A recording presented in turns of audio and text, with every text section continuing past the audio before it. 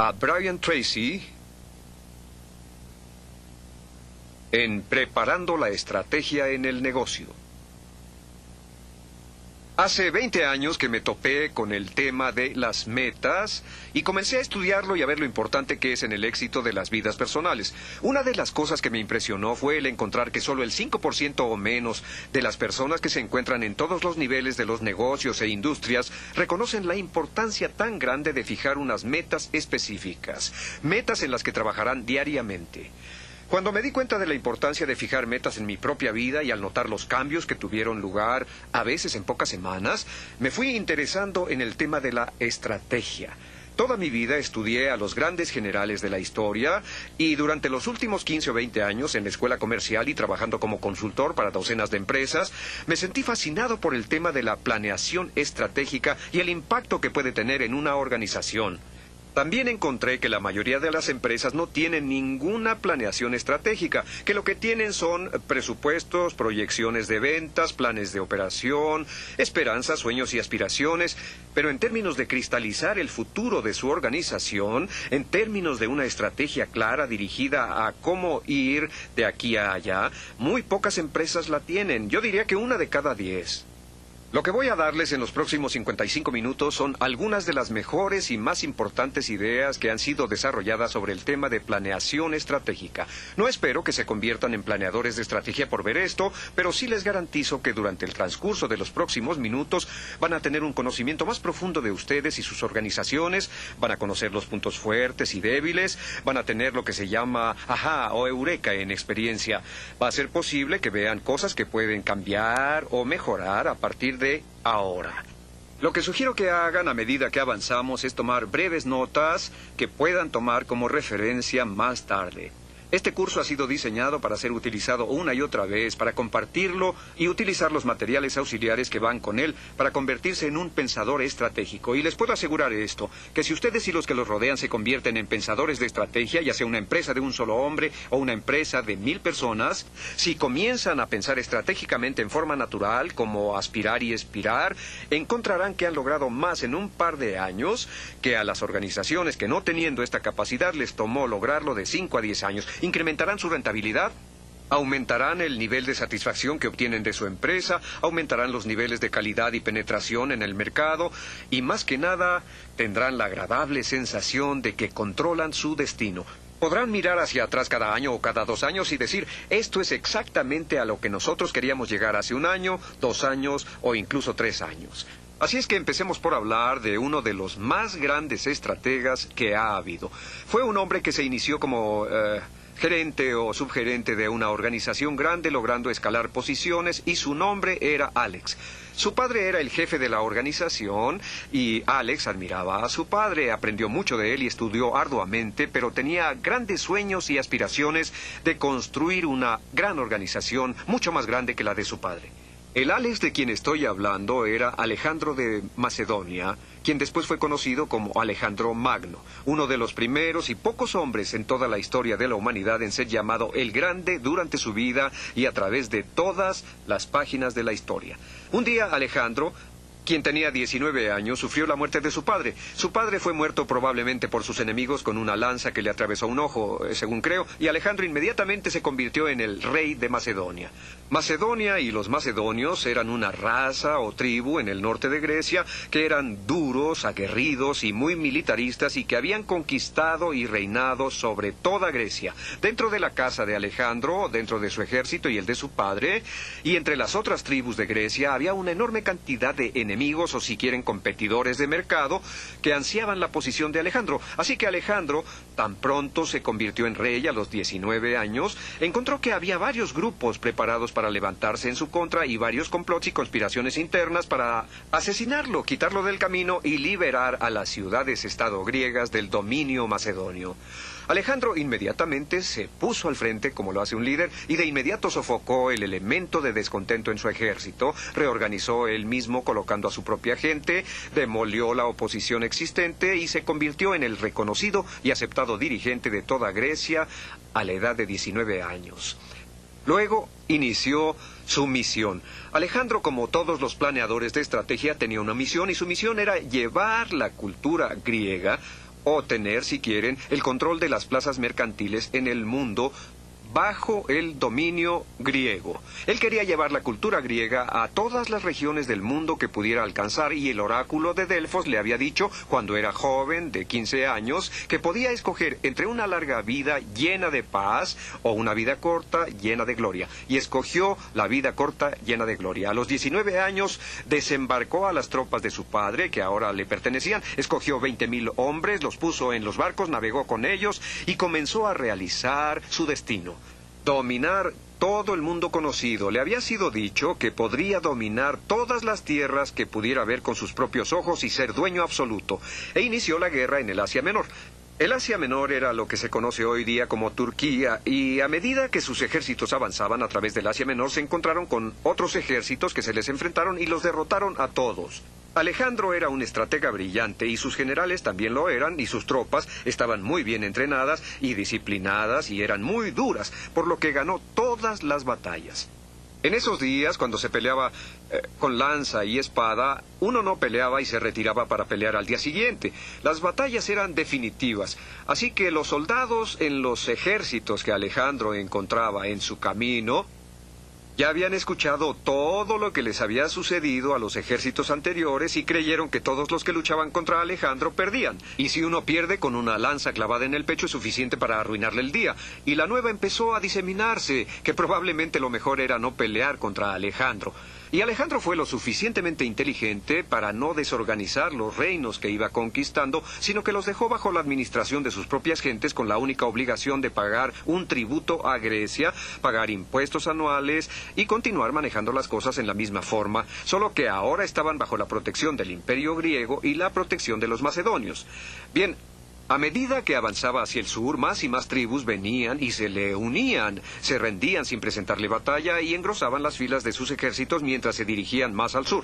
El gran hombre de la zona, la cabeza del más grande imperio del mundo en esa época, era un hombre llamado Darío de Persia. Darío tenía su capital en lo que actualmente es Teherán, y Darío reinaba sobre el imperio más grande que el mundo ha conocido.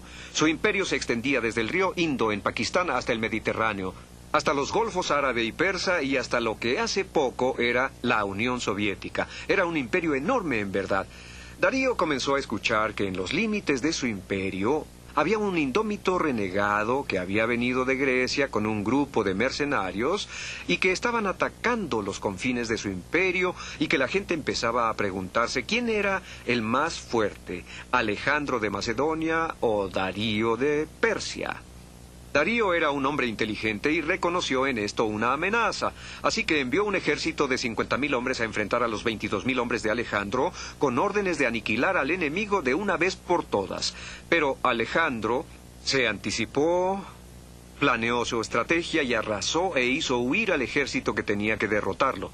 Darío, al oír lo que había pasado, se dijo: esto es serio. Esta es la más grande amenaza individual a mi poder, a mi imperio, durante toda mi vida, y debe ser enfrentado, o habrá retos continuos a mis fuerzas y amenazas a la dominación persa en todo el imperio. Así que envió emisarios con un mensaje para las diferentes tribus de todo el imperio, diciendo: envíenme sus mejores tropas y hagan que me encuentren en un lugar llamado Arabela. Y también envió levas a docenas de pequeños reinos, y enviaron miles y miles y miles de tropas a reunirse con él en Arabela, en el Asia Menor, para enfrentar a Alejandro. Esta batalla tuvo lugar en el año 333 a.C. Alejandro subió al trono de Macedonia en el 336. 3 años más tarde tenía solo 22 años y contaba más o menos con 50,000 hombres con los que se le habían unido, y Darío concentró sus ejércitos en Arabela. De hecho, fuera de Arabela, en un lugar llamado Gaugamela, formando el mayor ejército que el mundo había conocido. En toda la historia, hasta la Segunda Guerra Mundial, nunca había existido un ejército tan grande concentrado en un solo lugar, y se estima que existen aproximadamente 400 reseñas históricas de esta batalla, porque es una de las batallas más importantes para la civilización. Fue una de las batallas más importantes para la historia del hemisferio occidental, y concentró un ejército de 1,000,000 de hombres en Arabela. Este ejército era realmente enorme. Decían que era tan grande que en las noches las fogatas se extendían del este al oeste y más allá del horizonte, hasta donde el ojo podía ver. Era como contemplar un campo sembrado de brillantes diamantes, casi como un océano de hombres de guerra. Alejandro se encontraba un poco más al sur, en Asia Menor, y cuando Darío había concentrado sus tropas, se dirigió al lugar llamado Gaugamela, a 35 millas fuera de Arabella, movilizando su ejército y limpiando la tierra. Arrasó y niveló toda la tierra, niveló el terreno para que estuviera limpio para sus tropas y para sus carrozas, la principal fuerza guerrera que tenía. Entonces envió un mensajero a Alejandro diciéndole que si era tan valiente, porque no iba a Gaugamela a pelear y ver quién era el más fuerte. Alejandro de inmediato levantó su campo. Pensaban que le tomaría 7 días a Alejandro llegar, pero lo hizo en 48 horas. Su tropa era de 50,000 hombres que quedaron acampados con guardias, y todos sabían que al siguiente día pelearían una de las más grandes batallas de la historia. Alejandro contaba con 50,000 hombres y Darío con 1,000,000. Esa noche, los comandantes de Alejandro se reunieron y éste les informó, como acostumbraba, todo lo que tenían que saber. Alejandro ha sido citado diciendo: no es necesario que los generales conozcan nuestros planes de batalla, pero es esencial que los hombres que van a pelear los conozcan bien. En fin, llamó a sus generales, quienes le preguntaron: Señor, ¿qué crees que pasará mañana? Y él les contestó: pues vamos a ganar. Entonces ellos le dijeron: los hombres tienen gran fe y confianza en ti, pero las probabilidades están en contra nuestra. Son de 20-1 de acuerdo con nuestras mejores fuentes de inteligencia. Tenemos fe en ti, pero nos parecen demasiados. Les contestó: sí, pero no deben preocuparse. Y cuando quisieron saber por qué, les dijo: porque tengo un plan. Y ellos, contentos, dijeron: eso está muy bien, nos alegra que tengas un plan. ¿Nos podrías decir en qué consiste? Sí, les diré cuál es. He pensado en ello con sumo cuidado. Desde luego es imposible para nosotros, con solo 50,000 hombres, derrotar un ejército de 1,000,000. Sin embargo, creo que los ejércitos de Darío no integran un solo ejército, sino una serie de ejércitos. Algo así como 30 diferentes ejércitos, formados por tropas y levas de todos los puntos del imperio, y que estos hombres no tienen nada en común entre sí, a excepción de su lealtad hacia Darío. Hablan diferentes lenguas, tienen diferentes culturas, diferentes órdenes de batalla, diferentes derechos religiosos y organizaciones militares. Entonces, lo único que tienen en común es su lealtad hacia Darío. Y dijo: yo creo que si algo le sucediera a Darío mañana, el resto de los ejércitos se desbandaría, que huirían antes de continuar peleando. Ahora, el campamento de Darío está aquí, al frente de su ejército, y dirigirá la batalla. Esperan que termine a la hora de la comida, esperan que sea una derrota abrumadora. Así que quiero que regresen y digan a todos los hombres en mi ejército que no deben preocuparse de pelear contra todo ese ejército, porque no pelearemos contra todos. Mañana haremos solo una cosa: vamos a avanzar y vamos a asesinar a Darío. Entiendan bien y díganles que mataremos a Darío. Y las órdenes fueron transmitidas a los ejércitos macedonios esa noche, transmitidas de hombre a hombre. La orden de batalla para el día siguiente era asesinar a Darío. Asesinar a Darío, asesinar a Darío. Al día siguiente las tropas se alinearon. Darío organizó sus tropas como si fueran un sólido muro humano de 1,000,000 de hombres para avanzar de frente y arrasar completamente al ejército macedonio de 50,000 elementos. Pero Alejandro dispuso sus tropas en forma diferente. Alineó sus tropas ese día en líneas como estas. Una estrategia que, de acuerdo con mis conocimientos de estrategia militar, nunca había sido utilizada. Colocó a sus tropas al fondo y entonces Darío, según la historia, dijo sorprendido: ¿qué está haciendo? Es una forma poco convencional de organizar tropas. Ahora, la principal fuerza de ataque de Darío eran las carrozas de batalla. Estas carrozas tenían unas cuchillas que salían del eje de sus ruedas y que, afiladas al máximo, despedazaban todo lo que encontraban, cortando brazos y piernas y haciendo hamburguesas de las tropas que se cruzaban en su camino. Y si se mandaban 300 carrozas de guerra en contra de una fuerza opositora y empezaban a volar brazos y piernas en todas direcciones, se lograba desmoralizar y disminuir la habilidad militar de las fuerzas enemigas. Eso le había funcionado siempre a Darío, y Alejandro sabía que esa sería su estrategia. Esa fue la razón de que Darío hubiese escogido el campo y lo hubiese nivelado como un enorme estacionamiento para que sus carrozas pudieran maniobrar. Alejandro colocó a sus tropas así, y antes de que la batalla se iniciara empezó a moverlas en esta forma. Aquí había terreno quebrado, terreno en el que Alejandro tendría una pequeña ventaja. A medida que movía a su ejército, todo el ejército se movía de costado. Esto es lo que se conoce como maniobra o sorpresa, moverse lateralmente. Darío se preguntaba: ¿qué es lo que están haciendo? Se están movilizando fuera del campo de batalla, señor. Movilicen a nuestro ejército lateralmente, ordenó, y así trataron de movilizarlo, lo que provocó algo de confusión y desorden en las tropas. Finalmente Darío dijo: al diablo con esto, que avancen las carrozas. Y enviaron las carrozas, y entonces atacaron. Todas iban directo a ese muro de tropas, pero en el momento crítico, Alejandro ordenó a todos sus hombres voltearse con sus escudos colocados a los lados y con sus lanzas fuera de los escudos y apoyadas en la tierra, con las lanzas en la tierra y los escudos al frente. Lo que los caballos veían era un muro de escudos, como un muro de madera, con lanzas apuntándoles. Los hombres pueden atacar muros sembrados de lanzas, pero los caballos son más inteligentes. Los caballos y las carrozas empezaron a voltear y a medida que lo hacían comenzaron a chocar entre ellos, lo que creó una gran confusión. Dieron vuelta alrededor del ejército alineado y en la parte trasera esperaban los hombres de Alejandro con lanzas, espadas y arqueros para atacarlos y hacerlos pedazos, acabando así con esta carga. En este punto, Darío dijo: «Esto es ridículo, ¿qué es lo que está sucediendo?». Estaba muy confuso, habían roto las líneas o ya era tiempo de avanzar. Alejandro consideró llegado su momento crítico se presentaba y entonces Alejandro estaba aquí, al frente de sus tropas, y él siempre estaba al frente de sus tropas y creía que no podía ser muerto. Por eso siempre cabalgaba al frente con una armadura blanca, una pluma blanca y montado en un gran caballo negro. Y si se quería saber en dónde estaba la batalla, había que buscar al caballo negro con el jinete blanco. Ahí estaba Alejandro, y entonces les dijo a sus hombres, a lo que se conoce como caballería acompañante, 6,000 veteranos a caballo, un gran grupo, les dijo: «Síganme, vamos a matar a Darío». Y dirigió a su ejército con él a la cabeza, como una flecha, hacia el centro del ejército persa. Igual que una flecha, les dijo: «Síganme», y se dirigieron hacia donde se encontraba Darío. Desde luego, Darío nunca anticipó que algo como esto pudiera pasar. Se dijo: «¿Qué es lo que está pasando? Viene directo hacia usted, señor».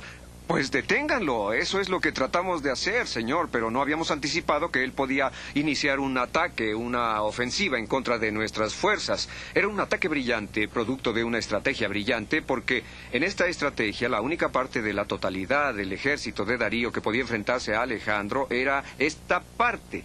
La parte que estaba frente a Alejandro. Todo el resto del ejército era inútil porque no tenía contra quién pelear. Y no solo eso, Darío no podía ordenar al resto de su ejército que avanzara mientras se enfrentaba a un ataque directo contra su propio campo. Entonces Darío ordenó: deténganlo rápido. Sí, hacemos todo lo posible, señor, pero aún así continúa avanzando. Él dijo: «Si no lo detienen, sus tropas nos arrasarán». Sí, señor, existe esa posibilidad. Y los hombres de Alejandro seguían avanzando, con Alejandro al frente. Ninguno de los persas habían esperado este tipo de asalto, y Darío finalmente dijo: «Bueno, si esta es la forma en que esto va a continuar, creo que volveré al palacio a comer y ustedes pueden continuar la batalla». Acto seguido montó en su carroza con sus banderas de guerra ondeando al aire y partió. A su alrededor se encontraban sus generales, quienes dijeron: «Señor, no nos gustaría que comiera solo, por lo que iremos con usted». Montaron en sus carrozas y también se fueron. El resto de los ejércitos no sabía lo que estaba sucediendo. Había mucho polvo y confusión, gritos, toques de trompeta, ruidos de caballos y quejidos de moribundos. Era en verdad horrible. Pero al final se enteraron de que Darío estaba huyendo. Estos hombres no eran especialmente inteligentes, no tenían la beca escolar Rhodes y no habían estudiado en Oxford. Eran hombres humildes, sencillos, hombres de guerra, pero podían sumar 2 más 2. El primer 2 era que habían oído que Alejandro nunca había perdido una batalla y cualquiera que peleaba contra él perdía, lo que era una forma terrible de terminar el día. El otro 2 era que Darío había huido de la batalla. Alejandro nunca pierde y Darío huye, lo que sumado indica que, lo creamos o no, debemos haber perdido. Y si hemos perdido, más vale que nos retiremos rápidamente, porque los macedonios son unos perros rabiosos. Y el rumor se corrió de que Alejandro había ganado y Darío había huido, y más vale que nos vayamos. Su razonamiento era correcto. Los ejércitos huyeron tropezándose entre ellos mismos, hombres y caballos se rompían las piernas, y entonces Alejandro, que había anticipado esto, inició su avance y arrasó a estos ejércitos en lo que pareció una operación de exterminio. Al finalizar el día, los persas habían perdido ni más ni menos que 400,000 soldados. Fue una de las más increíbles y desastrosas batallas en la historia de la humanidad. Los macedonios, comandados por Alejandro, perdieron solo 1,247 hombres. Y Alejandro, a la edad de 22 años, era el indiscutido dominador de todo el mundo. ¿Por qué les he contado esta historia? Bueno, este es uno de los más grandes ejemplos de la buena estrategia que podemos encontrar en toda nuestra vida, y voy a tratar de ligar algunos de estos principios mientras hablamos en los próximos minutos respecto a los principales valores estratégicos que se utilizan. Mostraremos aquí cosas que usted puede hacer en su organización al aprender esto. El primer valor estratégico, en todos los casos, es el objetivo. Es el primer término militar en la estrategia. El objetivo significa exactamente lo que se desea lograr. Alejandro sabía lo que deseaba lograr, quería dominar al mundo conocido, sabía que el dominador del mundo era Darío, y sabía que para convertirse en eso primero tenía que derrotar a Darío. Objetivo. El número 2 es ofensiva. Toda la estrategia es ofensiva. La estrategia significa que se continúa con la ofensiva, que significa ataque. Ninguna gran batalla en la vida o en los negocios ha sido ganada en forma pasiva o defensiva. El número 3 es la masa. Todas las grandes batallas se han ganado cuando un general agrupa todas sus fuerzas en un tiempo crítico, en un momento crítico, para tomar un objetivo estratégico crítico. El número 4 son las maniobras. Para mantener la habilidad sin importar lo que haga el enemigo, para maniobrar, para anticipar lo que pueda suceder, teniendo posiciones para retirarse, estar dispuesto a avanzar y a efectuar movimientos laterales y nunca quedar aprisionado en un solo plan sin flexibilidad y sin alternativas. Darío solo tenía un plan. Su plan era que sus carrozas destrozaran al otro ejército y eso le daría el triunfo. Cuando las carrozas de guerra no funcionaron, Darío no tenía ningún otro plan. Alejandro tenía un plan de respaldo por si las carrozas funcionaban. Si las carrozas lograban atravesar sus filas, había previsto que tendrían que correr a lo largo de sus columnas de hombres y llegar a la parte trasera donde serían destruidas. La cuarta es la economía. Un principio estratégico básico es lograr su objetivo estratégico con el menor costo posible, el menor daño para uno mismo. Y finalmente, el último principio estratégico es la explotación.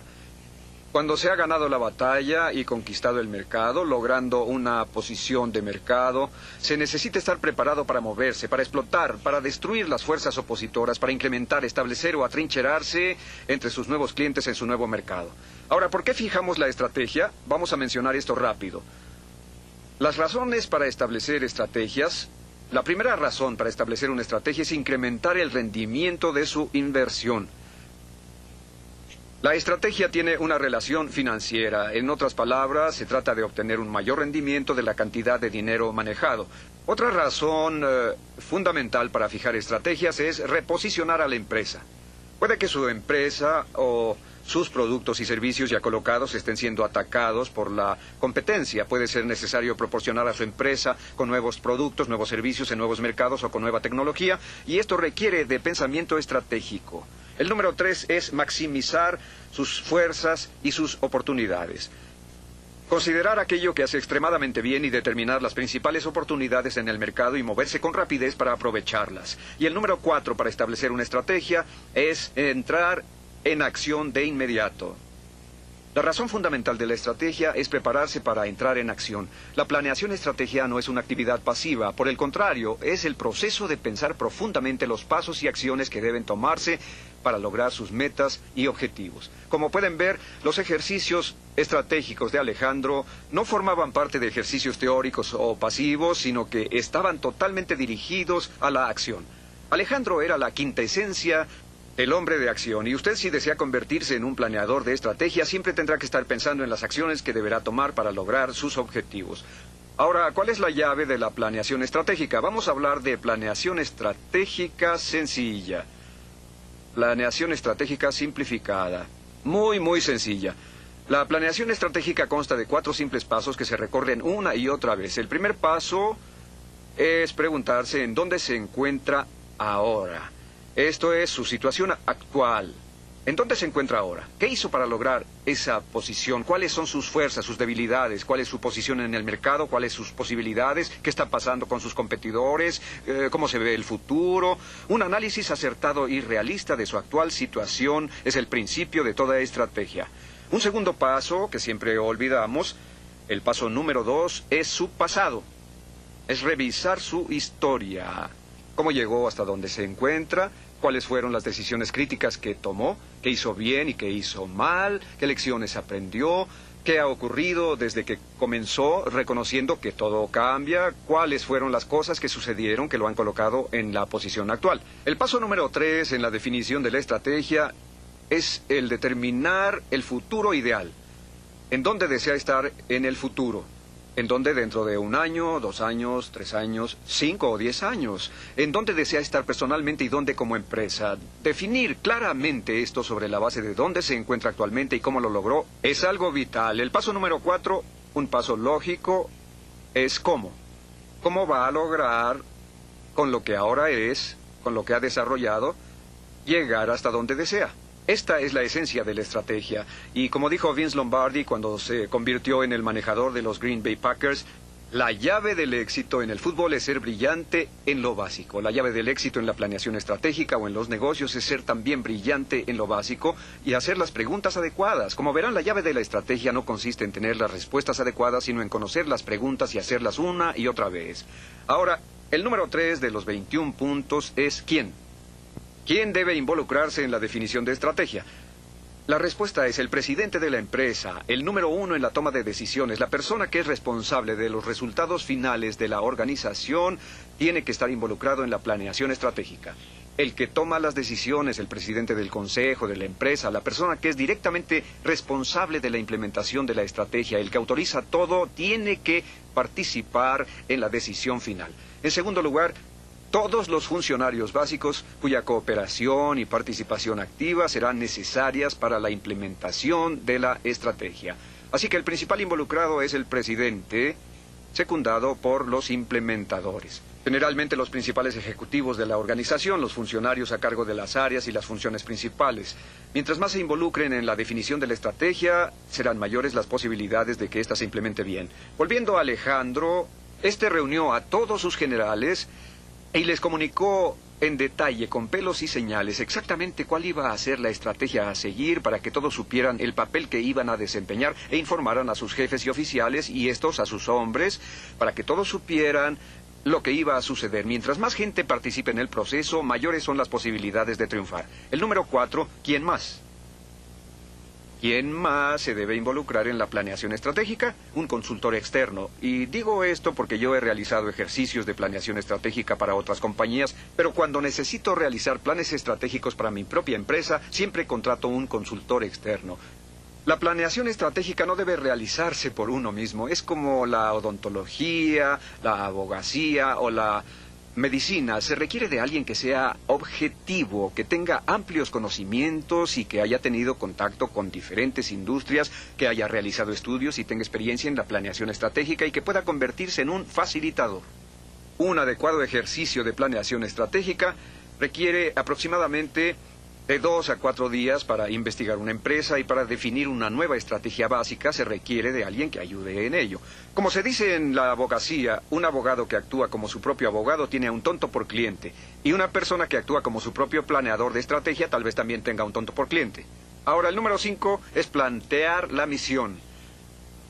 Plantear la misión es el punto de partida de toda estrategia. La misión de Alejandro tenía por objeto el llevar la cultura griega, la civilización griega a todo el mundo conocido.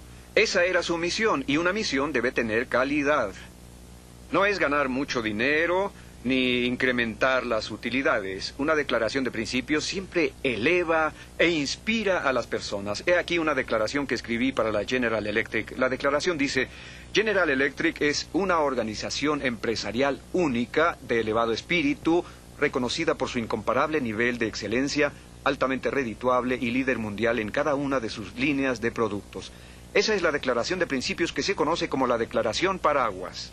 El principio organizativo bajo el cual todo se lleva a cabo en la empresa. Y la declaración de principios es muy bella porque indica que todo lo que cae dentro de esa declaración, todo lo que cabe bajo este paraguas, es lo que hace la compañía. Y todo lo que queda fuera de este paraguas es lo que la compañía no hace. Si se quieren agregar cosas nuevas, se tendrá que modificar la declaración de principios. El número 6, el establecer una declaración de principios es como obtener la combinación exacta para una cerradura. Una vez que se tiene la combinación adecuada, se abre y la estrategia se empieza a formular por sí misma. El número 6 es valores. Nuevamente, y antes de que una organización pueda definir cualquier estrategia, se tiene que preguntar en qué cree. ¿En qué cree usted? ¿Cuáles son sus valores esenciales? Las mejores empresas en los Estados Unidos son compañías que poseen una claridad cristalina acerca de sus valores. Los mejores hombres y mujeres en el mundo son siempre aquellos cuyos valores han sido muy claros. IBM es un magnífico ejemplo. Yo he hecho muchos trabajos para la IBM y tengo el mayor respeto por ellos. Tienen 3 valores: productos excelentes, excelente servicio a los consumidores y respeto al individuo. Cada una de las cosas en esa empresa ha sido organizada alrededor de esos 3 valores y toman como una afrenta personal si alguien trata de ganarles en esos campos. Así que pregúntese cuáles son sus valores. ¿Sus valores son la calidad? ¿Cree usted en la excelencia? ¿Cree usted en proteger a su personal? ¿Cree en promover la autoestima?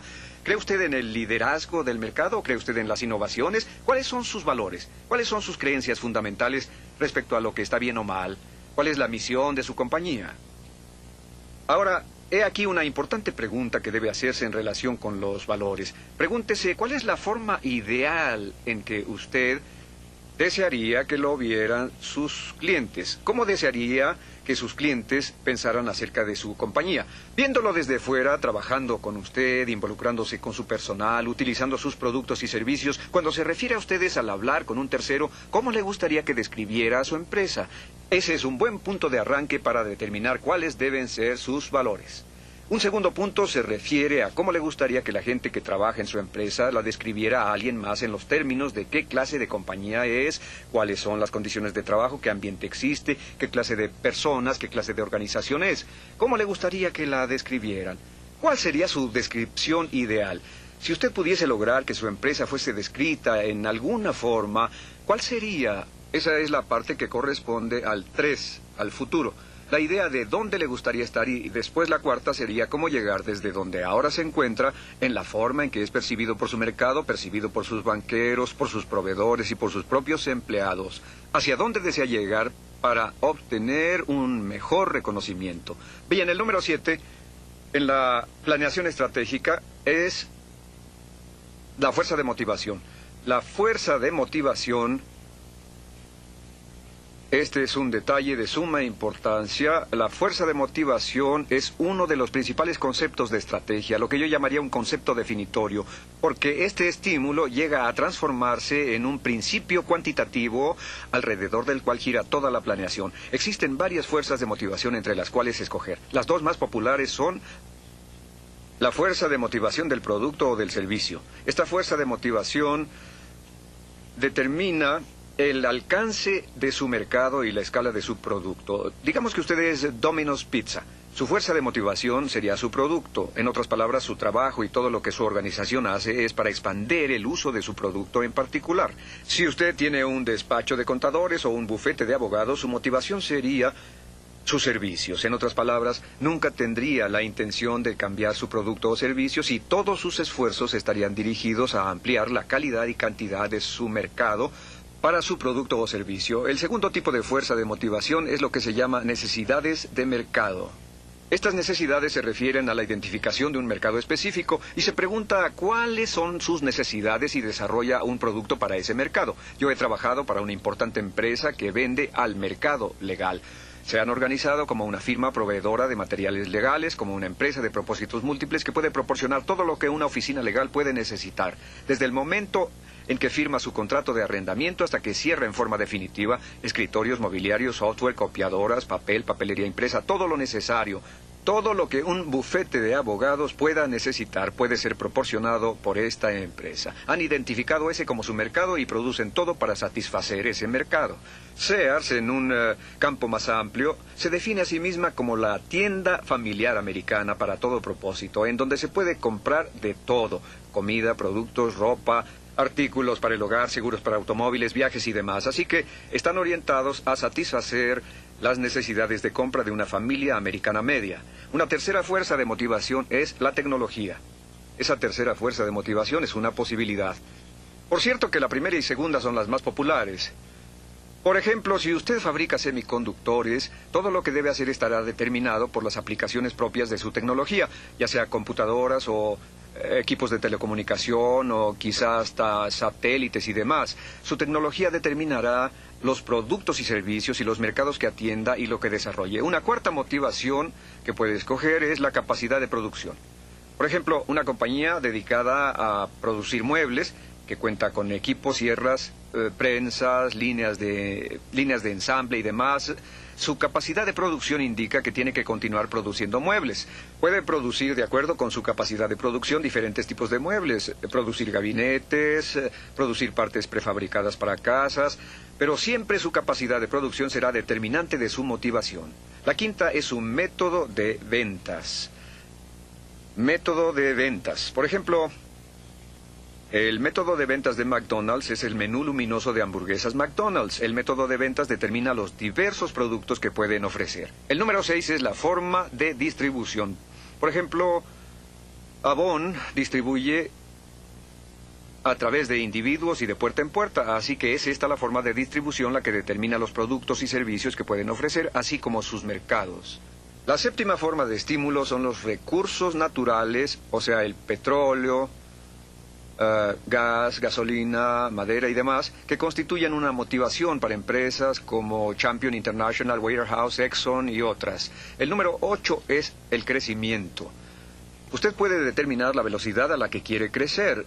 Toyota por muchos años ha tenido por motivación su crecimiento y su objetivo ha sido tener más penetración en el mercado, porque a medida que tienen más penetración, y los japoneses usan esto como estrategia básica, cuando la participación aumenta, sus costos de producción disminuyen, y si sus costos de producción disminuyen debido a las economías de escala, sus precios disminuyen, y a medida que bajan son más competitivos y obtienen una mayor participación en el mercado hasta llegar al punto de controlar el 25, 30 o 35 del mercado americano. El número 9 son las utilidades. Algunas motivaciones temporales son exclusivamente las utilidades. Por ejemplo, la empresa llamada American Home Products. La American Home Products cuenta con una gran variedad de productos y servicios que ofrece a individuos, corporaciones, negocios y familias en todo el país, pero su única motivación es que cada uno de los productos debe tener una utilidad antes de impuestos del 20% sobre las ventas. Si no tiene ese margen de utilidad por su novedad en el mercado, no lo manejan. La selección de su fuerza de motivación constituye un punto crucial en su futuro. No quiere decir que no tendrá competidores, solo quiere decir que sus motivaciones son el principio organizativo, y si son las necesidades del mercado, es este el que determina el tipo de servicios y productos, la capacidad de producción, el tamaño de la utilidad o la ganancia y el aumento de precios. Todos son determinados por el mercado. Ahora, tan pronto determine sus motivaciones, estará en condiciones de pasar a la siguiente etapa de la planeación de estrategias, que es el número 8. El número 8 es lo que llamamos concentración del poder, la regla 80-20. ¿Recuerdan cuando utilizamos el ejemplo de Alejandro? Cuando hablamos de la concentración de poder mencionamos que no es posible hacer todo, así que las cosas en que debe concentrarse son aquellas que pueda hacer mejor. Toda la estrategia alrededor de las masas. Concentrar sus esfuerzos. Se requiere capacidad de producción, recursos financieros, necesita personas y habilidades, requiere tecnología e instalaciones y tiene una tremenda competencia. Así que continuamente necesita vigilar su empresa para saber qué parte es el 20% de su negocio que le da un 80% de utilidades. Uno de los libros más importantes de Peter Drucker, Administración por Resultados, dice que un 20% del negocio representa el 80% de utilidades, mientras que el 80% de su negocio solo da el 20% de utilidades. El costo del negocio está en el número de transacciones, pero la utilidad del negocio está a un lado de ellas. Pregúntese siempre, ¿cuál sería la mejor parte de nuestro negocio? Con frecuencia, una de las cosas que hay que hacer es salirse de alguna parte del negocio y dejárselo a otra persona. Una de las preguntas que hay que hacerse con la regla 80-20 es, ¿cuál es mi fuerza principal? ¿Cuál es mi fuerza principal? Y simultáneamente hay que preguntarse, ¿cuál es mi principal debilidad? Admitir que existen debilidades en ciertas áreas es un paso adelante. Alejandro reconoció que no podía llevar a cabo un asalto frontal contra el ejército de Darío. Eso era una debilidad definitiva. Solo tenía un hombre por cada 20 que tenía Darío, por lo que concentró sus fuerzas, que eran sorpresa y maniobra, y compensó todas sus debilidades. Toda la estrategia debe enfocarse hacia la fortaleza y compensar las debilidades. Pregúntese qué es lo que hace bien y cuáles son sus fallas, y haga más de lo que hace bien para compensar aquello en lo que falla. El número 9 es lo que se llama pensamiento básico cero. El pensamiento básico cero es un concepto estratégico que dice simplemente, Hágase esta pregunta todo el tiempo. Si no estuviéramos en este negocio ahora, conociendo lo que ahora sabemos, ¿nos meteríamos en él? ¿O si no estuviéramos vendiendo este producto, conociendo lo que ahora sabemos, empezaríamos a venderlo? ¿O si no estuviéramos produciendo este producto o servicio, conociendo lo que ahora sabemos, empezaríamos? Si no estuviéramos atendiendo este mercado, si no estuviéramos trabajando con esta institución financiera, o si no estuviéramos trabajando con este proveedor, ¿lo haríamos conociendo lo que ahora sabemos? Si la respuesta es que sabiendo lo que hemos aprendido no nos meteríamos, la decisión siguiente sería salirse de ahí rápidamente. Porque quiere decir que esta es una situación perdedora. Algunos casos son excepciones a esta regla, pero en la mayoría estará en una situación perdedora. Una de las áreas en las que continuamente se debe aplicar el pensamiento básico cero es el área de personal. Sabiendo lo que sabemos sobre esa persona, ¿la contrataríamos? Sabiendo lo que ahora sabemos de sus capacidades, ¿la colocaríamos en esa posición? Si la respuesta es no, la nueva pregunta sería ¿cómo lo solucionamos? ¿Cómo nos deshacemos de él? ¿Cómo lo alejamos de nosotros? El número 10... Hay que recordar que la pasividad, la falta de acción y decisión son factores determinantes del fracaso en los negocios, así como también determinan las derrotas en la guerra. El número 11 es la estrategia en la inversión. La estrategia en la inversión es conocer a qué parte se deben destinar los recursos para lograr una mayor utilidad de la inversión. ¿En dónde vamos a invertir nuestros recursos? ¿En mejoramiento, en gente, en entrenamiento, en tecnología, etcétera? También se requiere tomar en cuenta lo que se llama la estrategia de desincorporación, o sea, qué vamos a obtener al recortar, quitar, eliminar, etc. La estrategia de desincorporación significa el tener que deshacerse del pasado para poder acceder al mañana. Hay que deshacerse del ayer, hay que olvidarse del ayer para continuar en el mañana. Una de las reglas básicas es nunca emprender nada nuevo hasta no deshacerse de algo viejo. Nunca extenderse hacia un área nueva hasta no deshacerse de algo en una área vieja, porque sus recursos principales son el tiempo de su talento y sus ejecutivos. Al crear nuevas áreas manteniendo las antiguas funcionando, va a lograr disminuir su esfuerzo, disminuir sus fuerzas y no tendrá el éxito buscado. Un punto importante, siempre hay que recordar que uno de los principales motivos del fracaso en los negocios son las inversiones en la egolatría gerencial. De acuerdo con Drucker, la egolatría gerencial consiste en invertir nuestro esfuerzo en un producto que no se vende. ¿Y saben qué hacemos cuando nos comprometemos con un producto que no se vende? Destinamos a nuestros mejores vendedores, los mejores mercadólogos, la mayor tajada de nuestro presupuesto publicitario y lo enfocamos a resolver problemas y no a las oportunidades. Hay que evitar la egolatría gerencial. Muchas veces cuando llega un alto ejecutivo a cambiar la dirección de una empresa o cuando ésta cambia de dueños porque ha bajado su valor de mercado debido a malas operaciones, llegan y eliminan todos los vestigios de egolatría gerencial y la empresa vuelve a la posición que ocupaba en utilidades. Así que manténganse alertas. Otra clave es el número 11 y es lo que llamamos anticipación de las crisis. La anticipación de las crisis, aunque es un término militar, también es utilizado en los negocios. Siempre pregúntese usted, como el principal pensador de su empresa, ¿cuál será el peor resultado posible en lo que está sucediendo? ¿Qué podría pasar? Imagine el futuro a 6 o 12 meses y pregúntese qué podría suceder que afectase negativamente nuestro negocio. ¿Cómo afectaría el negocio si los intereses se elevan al 20%? ¿Qué pasaría si un nuevo competidor ingresara al mercado con un producto excepcional a un precio más bajo? ¿Qué le pasaría a su negocio? ¿Qué pasaría si su gente clave muriera o renunciara? Siempre pregúntese cuál sería el peor resultado posible en los peores negocios en que está involucrado y piense en lo que haría para compensarlo o cómo se ajustaría a las circunstancias si esos problemas se presentan. Esta es una parte importante del trabajo de los ejecutivos principales, tratar de prever el futuro, anticipar las crisis y pensar en lo que pueda suceder. El número 12 es lo que llamamos la participación en el mercado y medida de crecimiento. Divida sus productos en 4 áreas.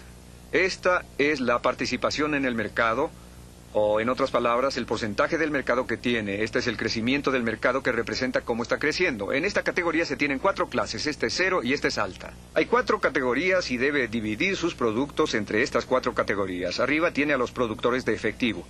Estos son los que se venden muy bien ahora, pueden no venderse mañana, pero generan mucho efectivo. En la parte de abajo están los perros. No se venden bien ahora y tal vez tampoco mañana y debe deshacerse de ellos. Son estos. Aquí arriba tiene lo que llamaríamos estrellas potenciales. Son los productos que requieren de tiempo y dinero para obtener una buena parte del mercado, un buen crecimiento y por lo tanto buenas utilidades, por lo que deben utilizarse los ingresos en efectivo e invertirlos en la promoción de estas estrellas. Finalmente, aquí abajo tenemos lo que llamamos interrogantes. Son los que pueden tener un buen potencial de crecimiento, pero baja participación en el mercado, y son empresas en las que será necesario invertir para llevarlas a la categoría de estrellas. Hay que dividir todos sus productos en productores de efectivo, los que se venden bien y producen efectivo, los perros que no se venden bien y tal vez nunca lo hagan, las estrellas que tienen el potencial de ser verdaderos ganadores y los interrogantes. Y preguntarse qué se puede hacer, si moverlas hacia la categoría de perros y dejarlas, o moverlas hacia la categoría de estrellas para reposicionarlas, reempacarlas y reetiquetarlas, etc. Ahora, el número 13 es el concepto unitario de negocio estratégico.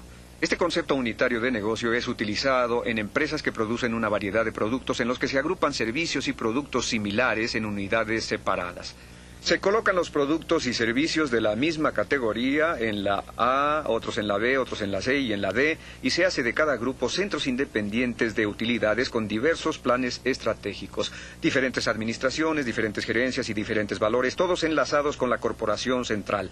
El concepto unitario del negocio estratégico es muy valioso cuando se tienen muchos productos diferentes, ya que se separan y se organizan por categorías, con lo que puede incrementarse su eficiencia.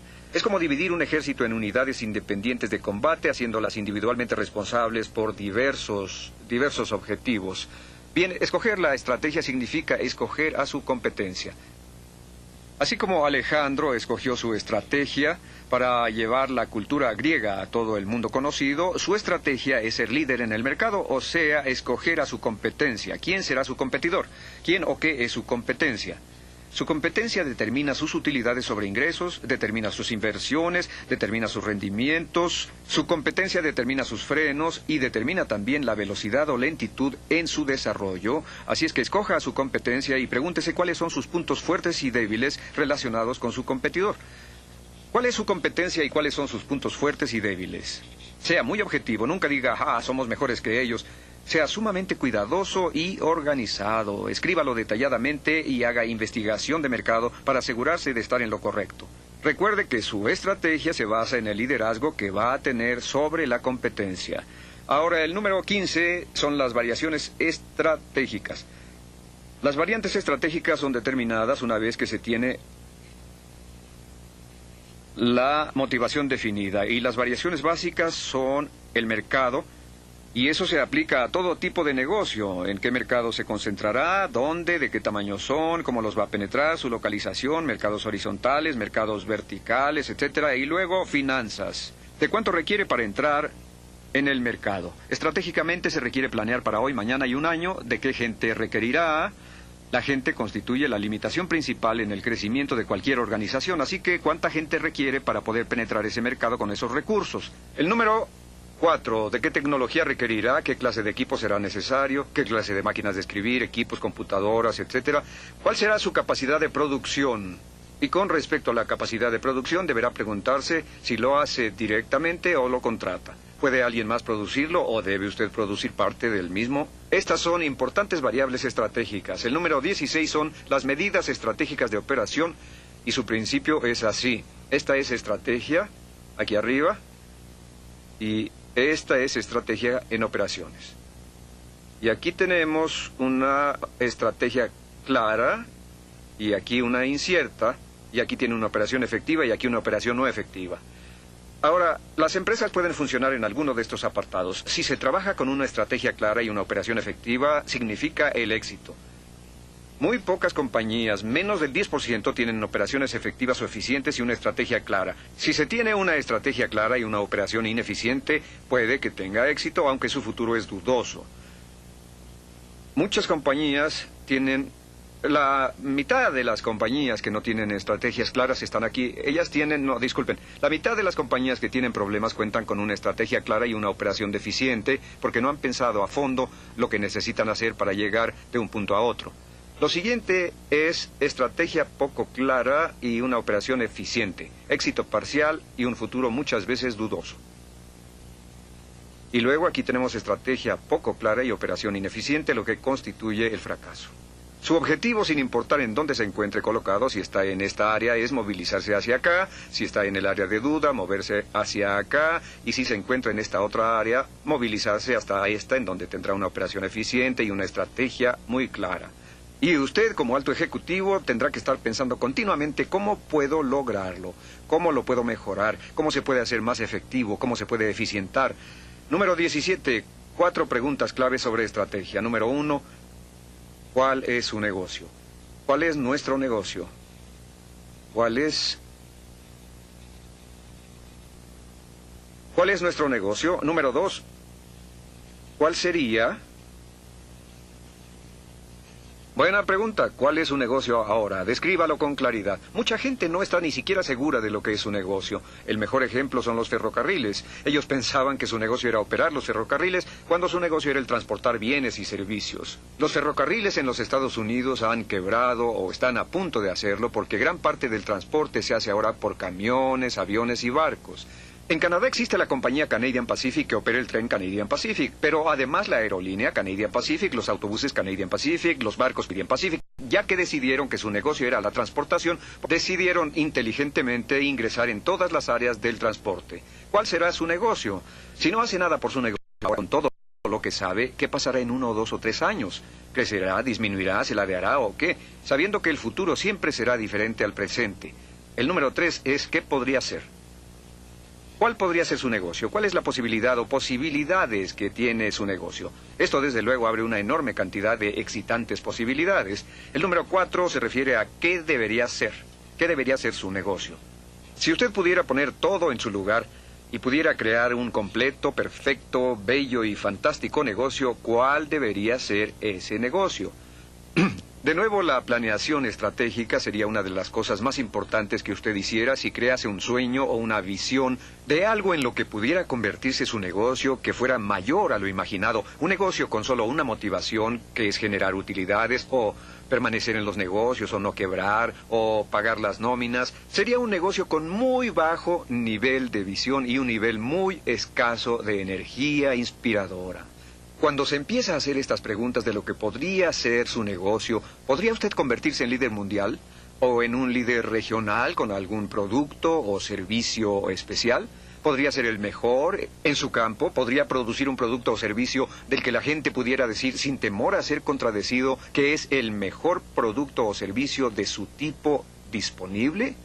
¿Podría crear un ambiente corporativo que sea el ambiente corporativo más dinámico, el más innovador? ¿Podría usted crear una situación en la que usted pudiera decir, vaya que si hicimos una cosa grandiosa aquí? Así que hagas estas preguntas: ¿qué es? ¿Qué será? ¿Qué podría llegar a ser? ¿Qué debería ser? Ahora, número 18. Objetivos financieros. Es lo que a todo el mundo le gusta. El número 18, los objetivos financieros o la razón de crear la estrategia. Los objetivos financieros y los cambios en los resultados financieros son las formas principales para medir si su estrategia está siendo o no efectiva. Según mi opinión, hay 4 principales medidas financieras. La número 1 es utilidades sobre capital. Las utilidades que generan la totalidad de los recursos con que cuenta la empresa. Número 2, utilidad sobre inversión, o las que produce la parte real de la empresa, que es de su propiedad, más el dinero que ha recibido de bancos y otras fuentes. Número 3 es utilidad sobre ventas. Significa lo que se tiene de utilidad por cada $1 de ventas, que es una muy buena medida. Y el número 4 es utilidad neta. En el análisis final, la utilidad neta es la única verdadera medida del desempeño de la estrategia. ¿Cuál es su utilidad neta? Si su utilidad neta sube o baja en forma continuada o consistente a través del tiempo, significa que su estrategia es probablemente correcta. Y en el análisis final, toda estrategia debe conducir a la utilidad neta, porque la utilidad neta significa, en términos militares, la victoria. La utilidad neta es lo que le permite a la empresa o el negocio crecer. El número 19, ¿cuál es la mejor estrategia para la rentabilidad? Bueno, en el estudio PIN, el estudio más exhaustivo realizado para determinar lo que contribuye a la rentabilidad, llevado a cabo por varias universidades, se señalan 2 reglas generales que conducen a la rentabilidad. Número 1 es la calidad del producto o servicio. Es interesante notar que cuando se habla de la calidad de servicio o producto, Se piensa que es una buena idea, pero sin comprender que la calidad es una estrategia ofensiva, es una estrategia redituable, y los líderes en calidad en todos los campos siempre son los más redituables en esa esfera. Y el número 2 se refiere a la calidad de los servicios asociados. La calidad de los servicios asociados implica cómo se empaca el producto, cómo se entrega, cómo se le da servicio, cómo se maneja todo a su alrededor. La calidad de los servicios asociados. Y esta palabra, calidad, siempre es determinada por sus clientes, es determinada por su competencia y es determinada por las alternativas disponibles en el mercado. Así es que siempre hay que preguntarse qué es la calidad y salir a preguntarle a sus clientes cómo definen ellos la calidad, qué es lo que la calidad significa para ellos, qué es lo que desean cuando miran a sus productos o servicios, qué desean en términos de calidad, no lo que usted quiere, y por eso muchas compañías no tienen idea de por qué sus clientes compran sus productos. La mayor parte de ellas están fuera de contacto del por qué tienen éxito, incluso cuando hay éxito. Sin embargo, como Tom Peters dice, las compañías de más éxito son las que tienen dentro de sus propias filas personal con la misma mentalidad que sus clientes. Es decir, ven sus productos y servicios de la misma manera en que sus clientes los ven, trabajan en forma constante para mejorar la calidad en los términos en que sus clientes los perciben. Esta percepción es crítica. Se debe mantener la estrategia de rentabilidad asegurándose de que su producto o servicio corresponda a la percepción de sus clientes acerca de lo que necesitan. Ahora, el número 20 es, y volviendo a la calidad, diremos que la única forma de mejorar la calidad es definirla muy claramente. Definir claramente, lograr una clara definición de lo que constituye la calidad y asegurarse de que todos en su empresa, todos los que trabajan en su organización puedan reconocer la calidad cuando la vean, para que todos estén conscientes de lo que deben lograr. Que todos los componentes de cada trabajo que se haga en la compañía puedan ser medidos y reconocidos. A propósito, las compañías más productivas en los Estados Unidos y en todo el mundo son empresas que tienen un importante enfoque interno y externo sobre la calidad porque todos saben lo que es, hablan de ella, piensan en ella, la definen constantemente y tratan de mejorarla. Inciso número 21, en relación con la determinación de la estrategia, está representado por las 4 grandes. La número 1 de las 4, hablaremos de ella en otra ocasión cuando hablemos de mercadeo, es la especialización. Actualmente vivimos en un mundo donde debemos especializarnos y hacer las cosas excepcionalmente bien. Hacer pocas cosas, pero hacerlas muy bien, en lugar de tratar de hacer muchas cosas. La número 2 es la diferenciación. La diferenciación consiste en siempre estar pensando en términos de cómo se puede diferenciar su producto para que parezca diferente, se vea diferente y sea diferente en la percepción de sus clientes. La diferenciación es la llave del liderazgo del mercado. La número 3 es la segmentación. La segmentación significa contemplar la parte del mercado en donde la diferencia y la especialización tienen un mayor valor. Y la número 4 es la concentración de la fuerza. La concentración de fuerza significa tomar sus productos, diferenciarlos para que sean excelentes para el segmento del mercado que más le interese y después concentrarse completamente en dominar ese segmento de mercado. O como Alejandro dijo al plantear su estrategia para la batalla principal, matar a Darío. Matar a Darío. Matar a Darío.